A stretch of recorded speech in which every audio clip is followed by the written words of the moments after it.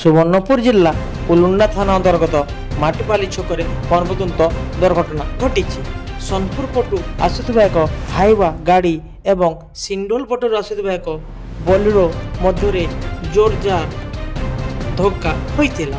ଫଳରେ ବୋଲେରୋରେ ଥିବା 3 ଜଣ ମଧ୍ୟରୁ 2 ଜଣ ଘଟଣାସ୍ଥଳରେ ମୃତ୍ୟୁବରଣ କରିଥିବା ବେଳେ ଜଣେ ଗୁରୁତର ଆହତ ହୋଇଛନ୍ତି। ଧକ୍କା ପରେ ହାଇୱାଟି ରାସ୍ତା କଡ଼ରେ ଓଲଟି ପଡ଼ିଥିଲା ଏବଂ ସେଥିରେ ଥିବା 2 ଜଣ ମଧ୍ୟ ଗୁରୁତର ଆହତ ହୋଇଛନ୍ତି।